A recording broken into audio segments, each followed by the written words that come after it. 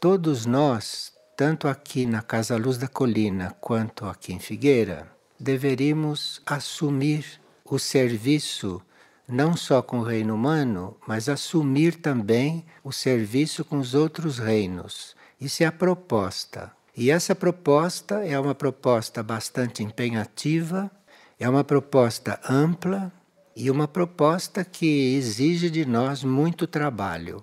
Porque para nós estarmos servindo não só o reino humano, mas estarmos servindo também ao reino animal, ao reino vegetal e ao reino mineral, nós temos que nos desdobrar um pouco. Quando nós assumimos um cão, como há vários hóspedes por maior período, há residentes que estão assumindo cães. Assumir cães não é deixá-los soltos por aí, como eu vi 2 hoje soltos lá na estrada, na porteira, seguindo os carros.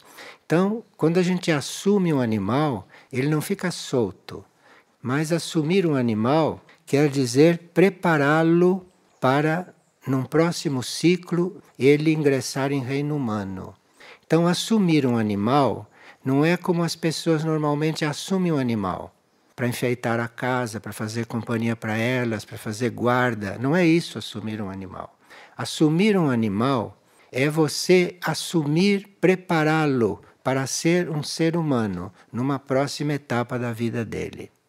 Se nós conscientizarmos isto e se nós realmente aqui e na Casa Luz da Colina assumimos um animal para prepará-lo para ser humano, nós temos que tratá-lo como tratamos um ser humano. Aliás, ninguém chega a tratar o seu semelhante como alma, como deveríamos tratar a todos como alma, se não conseguimos tratar um animal como ser humano. Então, aqui em Figueira e na Casa Luz da Colina, adotar um animal não significa o mesmo que significa para a humanidade em geral.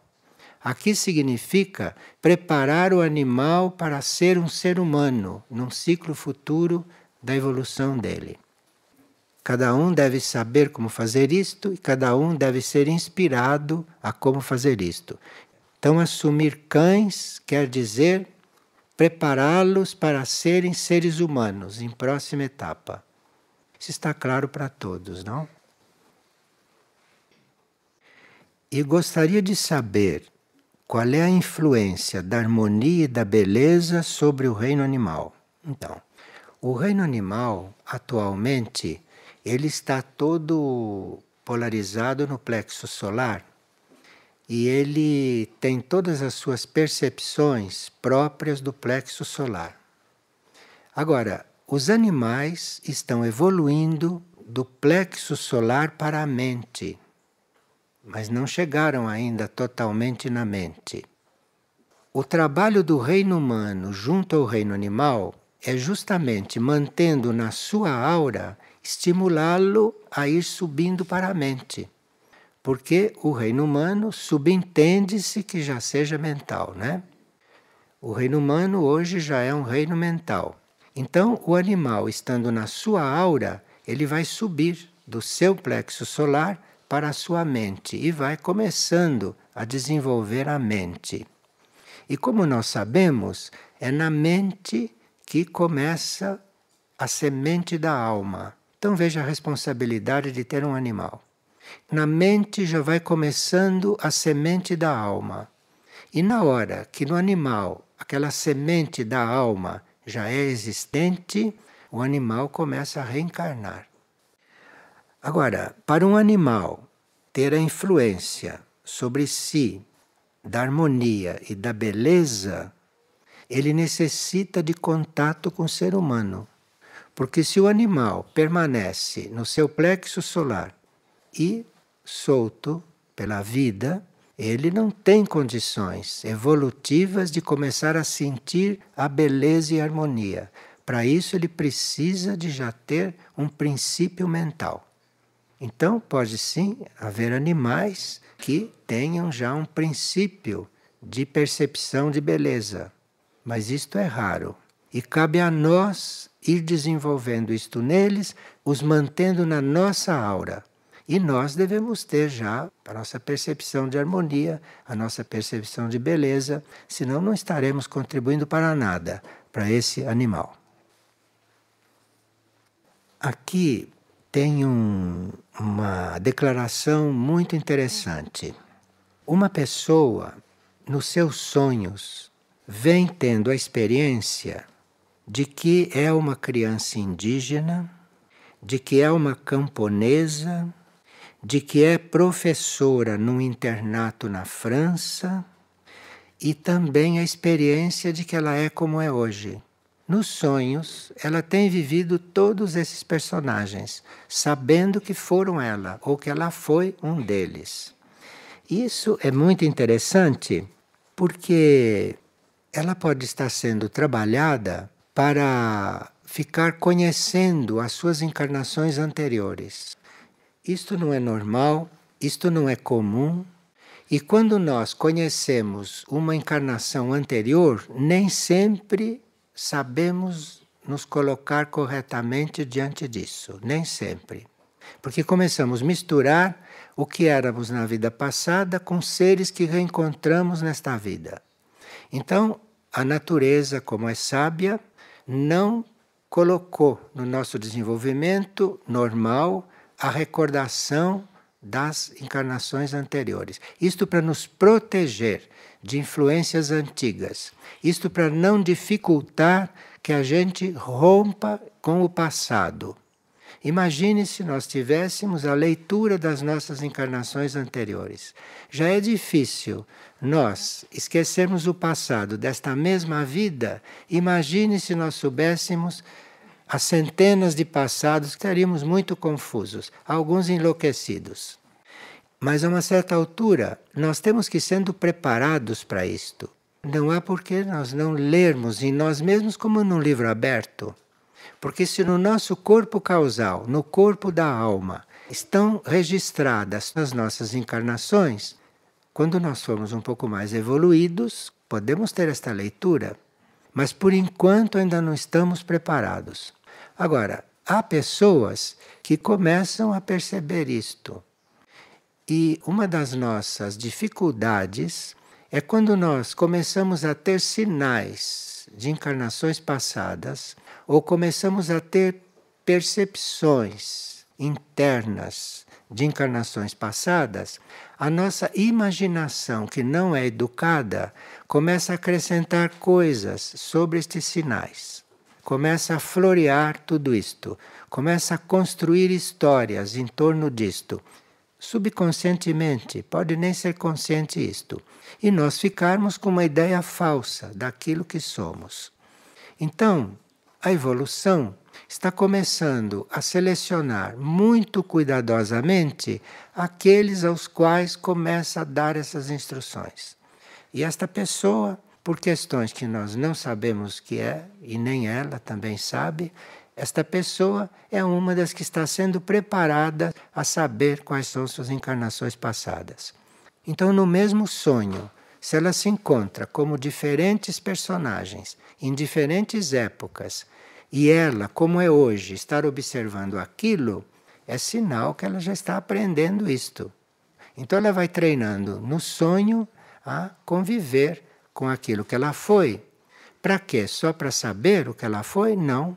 Ela vai saber o que ela foi para ela poder se trabalhar melhor hoje naqueles pontos que nela são hereditários. Então, se eu fico sabendo, por exemplo, que eu fui uma camponesa e hoje eu não sou mais camponesa, eu sonho que fui uma camponesa. Então ali eu já vejo traços meus que hoje eu guardo no meu subconsciente. Eu já fico conhecendo o meu subconsciente. Já sei que eu no meu subconsciente tenho experiência de camponesa. E eu sentindo isto, percebendo isso, eu tenho muito mais facilidade de prestar serviço junto ao reino vegetal, junto aos plantios, no campo, porque vou reencontrar dentro de mim esta experiência. Percebe por que a gente precisa ter esta recordação? Não é para saber, é para encontrar a experiência que se fez naquela ocasião e se dar como pronta. Então, se ela já se viu como camponesa, ela não deve ter nenhuma dificuldade em plantar e em cuidar de agricultura. Porque ela, no cuidar de agricultura, no ela fazer o serviço agrícola, vai aflorar dela todo aquele conhecimento que ela teve no passado. E esta que, naquele quadro, estava incluído que ela foi uma criança indígena. Então, se ela foi uma criança indígena e se ela começa a evocar a sua experiência como criança indígena, hoje ela vai poder ajudar os indígenas, porque ela tem ligações com aquilo, ela já tem coisas preparadas para aquilo, compreende? Por que é interessante a gente saber das encarnações passadas? Eu estou falando tudo isso porque esta pessoa está passando por essa experiência. Então, você saiba usar esta experiência, isto que você viu no sonho e que para você era real, que você era professora no internato na França. Então, se você era professora, você deve ter capacidade de ensinar. Você deve ter capacidade de transmitir conhecimento. Leve em conta tudo isto e enriqueça a sua vida. E uma pessoa pergunta: como saber se os meus sonhos são premonitórios, se são mentais ou se são imagens perdidas no meu inconsciente? Nossos sonhos podem ser todas essas coisas, não é? Em geral, as regras não são fixas, né? Em geral, quando nós sonhamos colorido, nós estamos sonhando em astral. E a vida no astral é uma cópia da vida daqui. Um sonho colorido é como estar vivendo aqui, só que no plano astral. Um sonho em branco e preto já não se passa no plano astral. Um sonho branco e preto já começa a se passar no mental. Então, num sonho em branco e preto, eu já tenho uma ação mais mental do que emocional. E ali eu vou agindo mentalmente. Se eu já consigo sonhar em branco e preto, no sonho em branco e preto eu já estou agindo com a minha mente. Então vou aprendendo a agir nos sonhos. Enquanto a gente sonha colorido, não sei se vai aprender muito porque é uma cópia daqui. Mas se você está agindo em branco e preto, nos sonhos, fique atenta, porque ali você já pode começar a controlar os seus sonhos. Controlar os seus sonhos quer dizer você eventualmente fazer nos sonhos o que aqui não pode fazer, o que aqui não consegue fazer. Então, digamos que a gente aqui não tenha a possibilidade de encontrar alguém e se entender com esse alguém. Ou porque esse alguém desencarnou, ou porque esse alguém mora em outro país e não vai encontrá-lo mais. Então você tem consciência que deve encontrá-lo para resolver qualquer coisa. Então, se você já sonha em branco e preto, você pode, querendo ajustar as coisas com ele, eventualmente ter um sonho com ele no plano mental. E no sonho vocês se entendem. Se ele já for capaz de ter um sonho mental.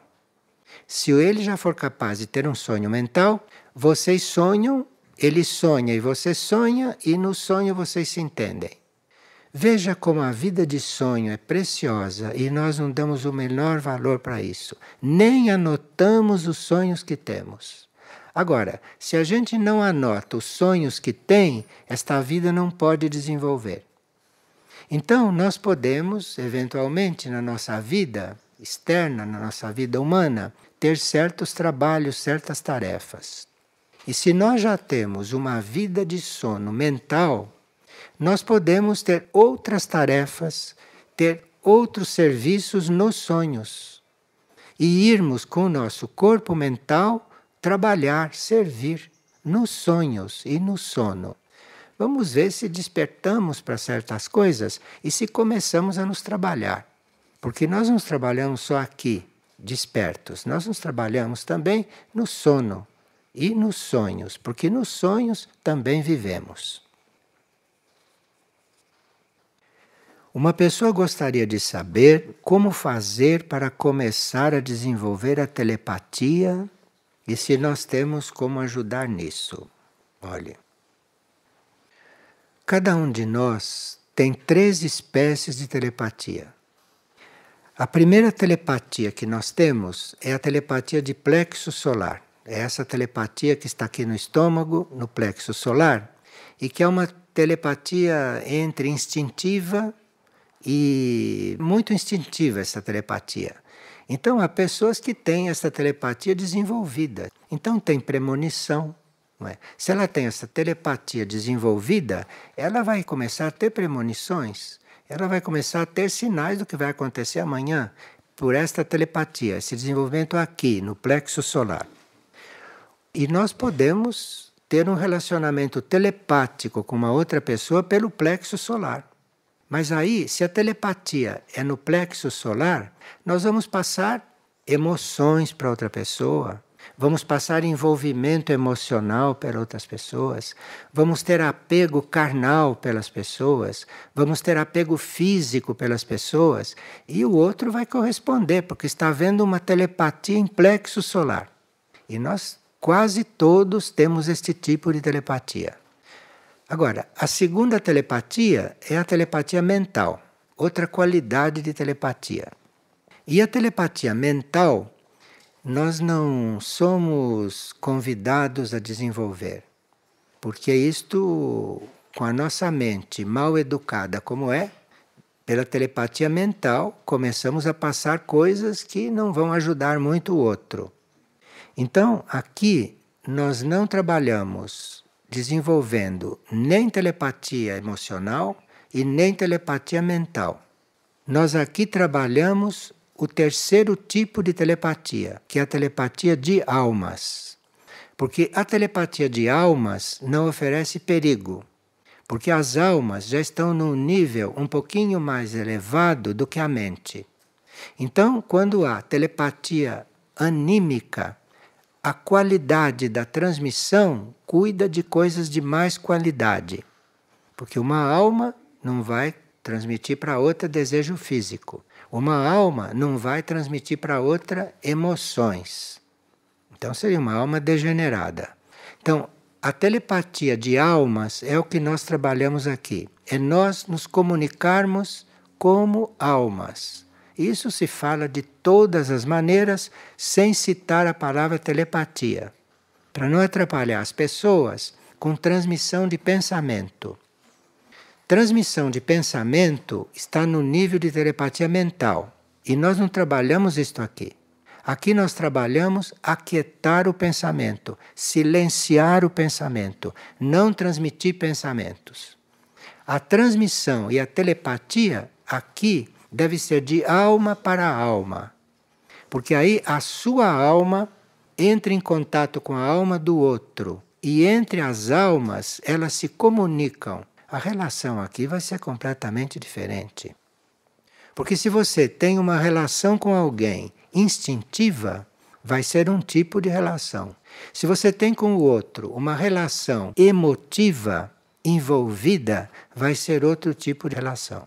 Agora, se você tem uma relação de alma com o outro, se são as almas que estão relacionando, a nossa relação aqui é completamente diferente. E é disto que nós cuidamos aqui. Agora, não há uma regra para cuidar de telepatia de alma.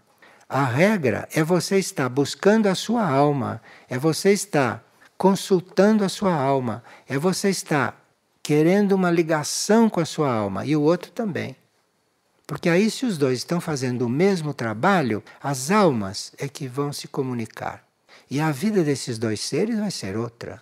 Vai ser uma vida de outra qualidade.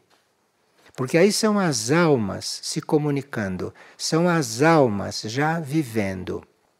E isto nos ajuda muito ao trabalho de grupo. Porque o nosso trabalho de grupo não é facilitado quando a nossa telepatia é emocional. Não é facilitado, não. Porque com a telepatia emocional, você se comunica com o outro se o outro te agrada. Se o outro é parecido com você. Se o outro combina com você. Imagina quanta limitação, não é? Quanto você tem que estar com o outro para servir à humanidade, para servir ao planeta, e seja o outro como for. Mas para isso precisa haver telepatia de almas e não telepatia emocional. e nem telepatia mental.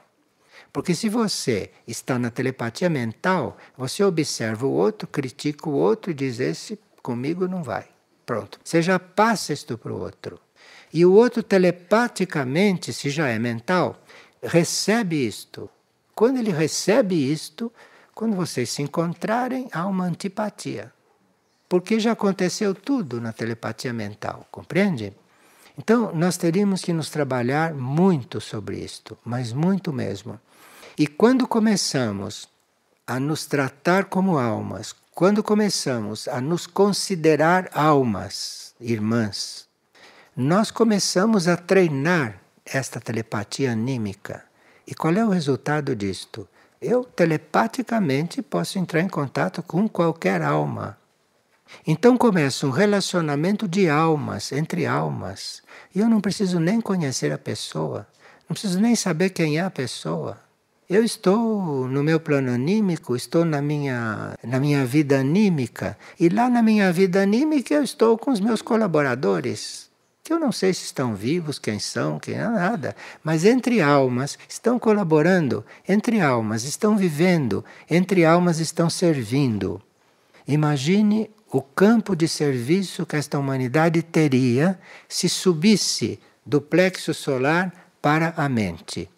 E se subisse depois da mente para a alma. É isto que nós trabalhamos aqui. Sem falar neste assunto, mas é isto que trabalhamos aqui o tempo todo. Ou melhor, que deveríamos trabalhar aqui.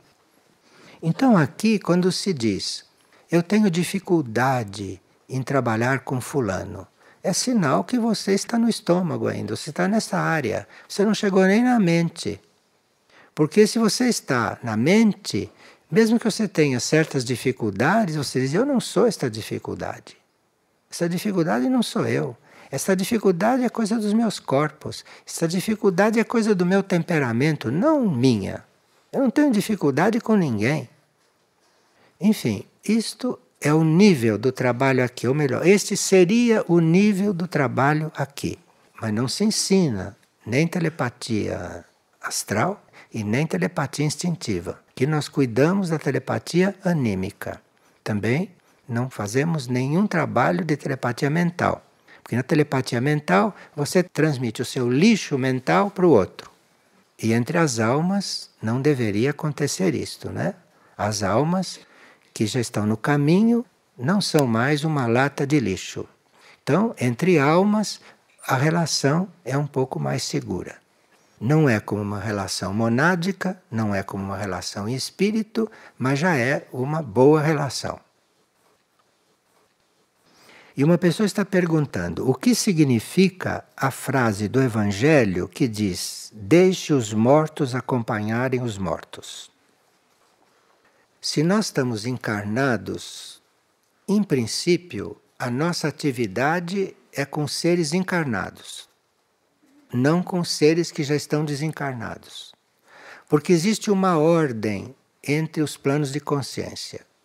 Então, na terceira dimensão, onde estamos todos encarnados, aqui nós temos que encontrar os nossos colaboradores e temos que encontrar aqueles que formam um trabalho conosco. Agora, quando desencarnam, eles têm do outro lado os seus guias, os seus terapeutas, os seus curadores, os seus instrutores, tudo do lado de lá, que são seres desencarnados como eles. É muito raro, não é natural, mas pode acontecer que um ser encarnado tenha que fazer contato com o ser desencarnado para algum serviço ou para alguma coisa que entre eles deve ser ainda resolvida. Isto não é normal e isto acontece muito raramente quando é real. Mas corpo astral não é a pessoa. A pessoa é outra coisa, a pessoa está no outro nível. Então, deixe os mortos acompanharem os mortos, quer dizer, quem desencarna, você não devia mais nem pensar nele. Isto seria o correto. Quando um ser desencarna, a gente não deve mais nem pensar nele. Porque se pensa nele, já forma um fio e ele telepaticamente começa a receber coisas daqui o que vai dificultar que ele se desligue daqui e faça a vida aonde ele deve fazer. Então, deixe os mortos acompanharem os mortos. É quando um ser desencarna, ele lá do outro lado, entre os desencarnados, de todos os graus de consciência, ele vai encontrar os seus novos conhecidos e os seus novos colaboradores. Nós não temos conhecimento suficiente daqueles planos para estarmos nos comunicando com eles. Quando a gente procura um contato com um desencarnado, o que está acontecendo na realidade é que nós estamos chamando a atenção do desencarnado para cá, quando ele deve estar lá, não aqui. A vida dele não é mais aqui. Isto é o que nós estamos fazendo. Estamos sendo retrógrados. Então, lá tem quem cuide deles. Há momentos, há circunstâncias, há casos em que se continua a fazer um processo. Mas eu não estou falando de espiritismo e estou falando de outro tipo de atividade, que é uma atividade individual, particular, ou de certos grupos que trabalham com isto. E esta mesma pessoa pergunta: e se devemos deixar que os mortos acompanhem os mortos, orar pelas almas, conflita com isto? Olha, quem se ocupa de orar pelos mortos que conheceu é quem quer se aliviar disso. Isto é a pura verdade. Porque nós só vamos orar pelos mortos quando temos esta incumbência. Ou nós sabemos que os mortos estão entregues a um outro plano, a uma outra vida e a outros orantes por lá, ou não compreendemos. Então, orar pelos mortos, a maior parte de gente que ora pelos mortos é para se aliviar. Se aliviar de saudade, se aliviar de responsabilidade. Então, um desencarnou, ele tem dúvidas a respeito do que fez com ele, começa a orar por ele, manda dizer missa para ele. Isso alivia a pessoa que manda fazer. Mas pode não adiantar, ou melhor, não adianta nada do lado de lá, isto. Isto alivia quem faz. É raríssimo que se faça isto e que isto tenha influência. Para ter influência, precisa que isso esteja dentro do karma do indivíduo para receber. Se isto não está no karma dele, você está orando inutilmente porque não chega lá. Não chega lá porque ele não tem condições de receber. E quem faz se sente muito aliviado. Eu já orei para fulano, estou tranquilo, pronto, acabou. É isto que se passa na realidade. A lei é: deixe os mortos acompanharem os mortos. Qualquer coisa que a gente acrescente aí é por conta própria. Agora, muitas vezes há certas entidades que estão fazendo todo o possível dentro da lei da misericórdia para salvar o que é salvável. Então tem acontecido muito até nesta época que uma entidade diga: orem pelo planeta, orem pela humanidade, orem pelo povo africano. Tem acontecido. Mas isto é como acréscimo ao que ele está fazendo do lado de lá, de tão grande que é a necessidade de oração neste momento. Nunca houve tanta necessidade de oração como neste momento. Nunca houve. E as entidades da luz estão pedindo que a gente ore, porque toda oração é pouco. Hoje, a situação do planeta é tal, e a situação da humanidade é tal, e o que está para acontecer como purificação é de tal ordem que toda oração é pouco. Mas este é um momento muito especial. E quanto mais a nossa oração é impessoal, quanto mais a nossa oração é pela oração, mais esta energia pode ser usada do lado de lá. Agora, se nós estamos orando por aquilo que queremos, aí isso entra na lei do karma e chega lá ou não chega. Então, a nossa oração, para não ser perdida, deve ser uma oração muito impessoal. E mesmo quando estamos orando a pedido pelo planeta, quando estamos orando para a humanidade, quando estamos orando para um trabalho específico da hierarquia, isto deve ser impessoal. Não tem que ter envolvimento algum. Tem que ser uma coisa impessoal. Porque se é impessoal, a energia é mais leve. A energia não fica sobrecarregada com o nosso ego e pode subir mais. Mas se está carregada com as nossas emoções, com os nossos sentimentos, com as nossas intenções pessoais, isso tudo vai ficando pesado. A oração vai ficando pesada, pesada. E chega só até um certo ponto. Então, isto tudo são coisas que nós teríamos que saber e teríamos também que praticar, ter consciência disso.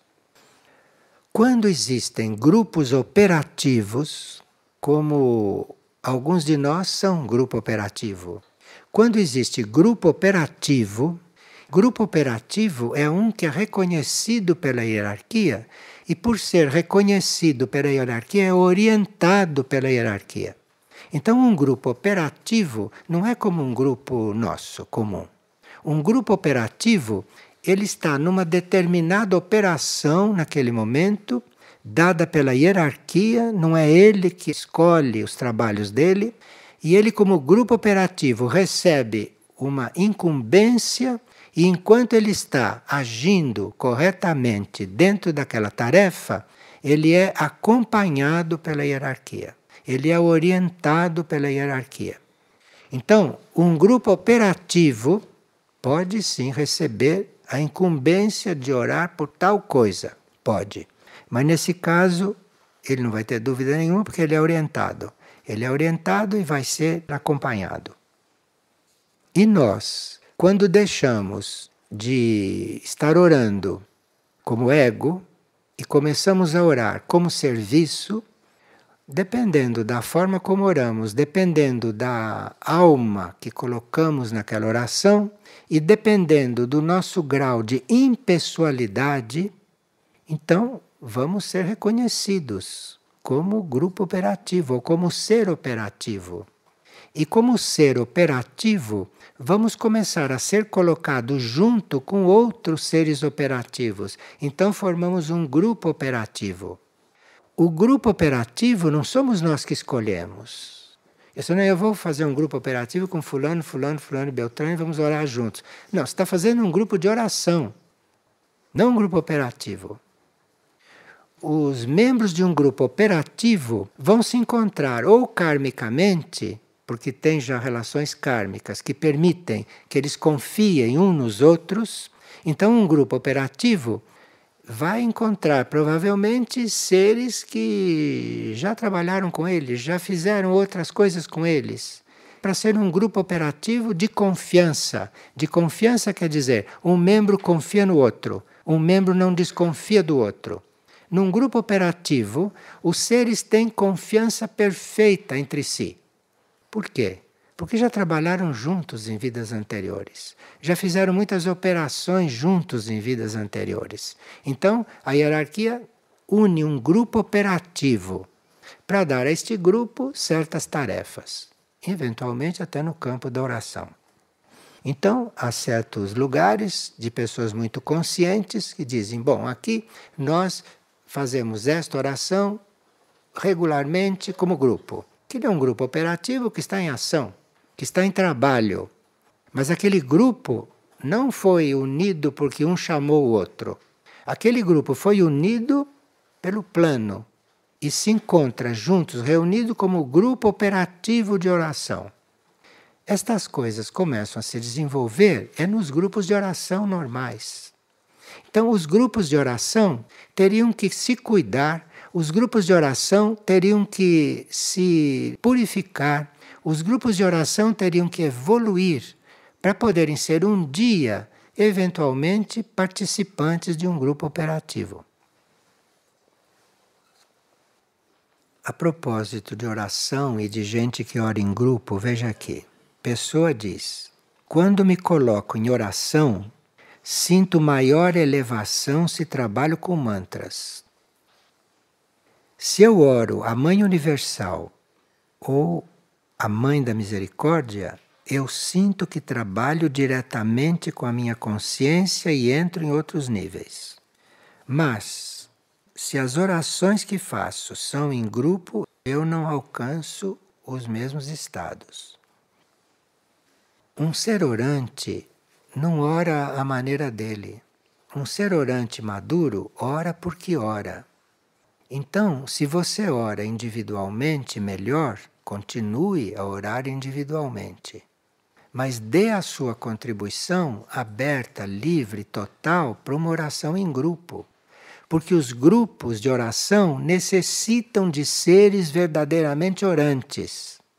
Então, se você ora de verdade quando ora individualmente, procure se adaptar um pouco à oração em grupo. Porque se você ora individualmente, você vai ajudar um grupo de oração. E não ficar lá dizendo que você ora melhor quando ora individualmente. Veja a infantilidade que nós temos em certos momentos. Então, se eu oro bem individualmente, eu tenho todas as condições de ir orar em grupo para ajudá-los a orar. Para fazer com que aquele grupo ore melhor. Compreende? Agora, se você na oração grupal não alcança o mesmo estado que você alcança individualmente, quem sabe se você se doar impessoalmente à oração grupal, você vai sentir a mesma coisa, ou maiores coisas ainda, porque ali você está a serviço e não está no tipo de oração que você gosta. Você pode orar de todo jeito. Quanto mais se ora, é melhor. Nunca a oração foi tão necessária. Nós teríamos que, como humanidade evoluída, transformar a nossa vida em oração. De forma que oração grupal, oração individual, oração silenciosa, oração mental, oração cantada, tudo isto hoje é precioso. E quanto mais nós estivermos na prática da oração, melhor para a necessidade. Está claro isso para todos, né? Então, em grupo, você se considera a serviço daquele grupo, para ajudar aquele grupo a orar melhor. Nós podemos sempre fazer as coisas de forma melhor. Mesmo que um grupo seja bom, como grupo de oração, se entra ali um ser mais experiente, vai ajudar aquele grupo. Aquilo vai se elevar ainda mais. E um grupo ajudado, um grupo elevado, um grupo mais consciente, resultado disso é que a energia que ele emite vai mais alto, vai mais longe. Então, pode ser muito mais de serviço. Esta pessoa está no ponto de compreender que ela ora para servir, que ela não ora para ela. Que ela não ora para ela ter satisfação quando ora. Porque a oração traz muitas satisfações, como vocês sabem. Mas quando a gente começa realmente a orar em serviço, a gente não vê essas satisfações. A gente ora da forma e aonde, para quem é necessário. Mas isso é uma evolução do ser orante. Veja, uma pessoa sonhou que um ser, que ela não viu quem era, avisou-a que ela ia viajar, mas que ela não levasse nada com ela. Isto foi o sonho. Precisa cuidado, porque esse sonho pode simbolizar muita coisa. Este viajar, tanto pode ser mudar de nível de consciência, vou viajar. Vou sair deste nível, vou entrar num outro, viajei. Como pode ser também, vou desencarnar. Desencarnação também é considerado viagem para outro plano. Então, um ser me avisa que preciso viajar, mas que não leve nada comigo. Sabe o que ela fez? Levou umas roupinhas.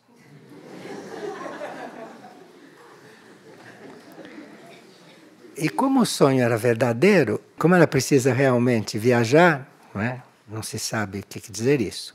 Precisa realmente viajar. Ela levou as roupinhas e lá as roupinhas se transformaram em roupas transparentes. Quer dizer, foram muito misericordiosos de não jogar fora aquelas roupas que ela levou. Primeiro fizeram as roupas serem transparentes. Mas quando a gente se entrega, a gente está nu, sabe? Tem roupa para levar. Onde se viu fazer uma entrega e levar mala de roupa? Vê como a gente aprende, como nós estamos sendo instruídos, como estão prestando atenção em nós. Estão tão atentos ao nosso processo que chegam a avisar que vamos viajar.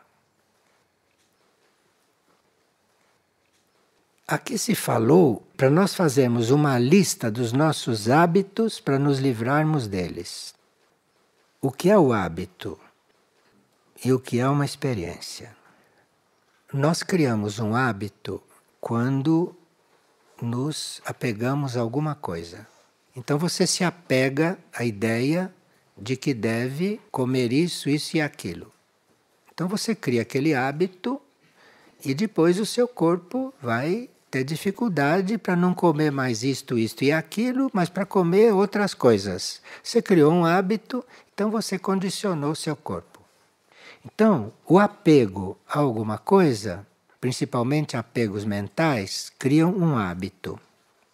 E o nosso trabalho seria tomar cuidado para não criarmos hábitos. Quando a gente percebe que está criando um hábito, cuidado com isso e procure não alimentá-lo. Não alimente um hábito, porque um hábito trava certos processos de desenvolvimento. Um hábito trava alguma coisa. O trabalho, então, é não criar hábitos. Há certos hábitos que a gente cria que ficam tão arraigados que se transformam num vício. Agora, um vício é muito mais complicado de abandonar do que um hábito. Enquanto a coisa é um hábito, aproveite para liberá-la logo. Porque se aquilo se transforma num vício, aí fica complicado.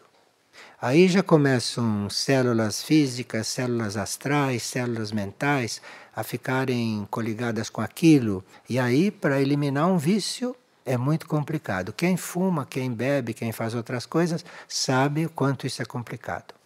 Se não tivesse deixado criar o hábito, não teria hoje esse vício. E há certos vícios que são tão arraigados, há certos vícios que estão também no subconsciente. Não estão só no consciente, estão também no subconsciente. E para certos vícios, às vezes nós temos que pedir ajuda. Temos que pedir ajuda para os planos superiores para nos ajudarem a dissolver aquele vício. Mas temos que pedir ajuda e temos que fazer a nossa parte, porque senão os planos superiores não podem nos completar. Nós temos que pedir ajuda humildemente, vamos ser ajudados, mas temos que fazer a nossa parte.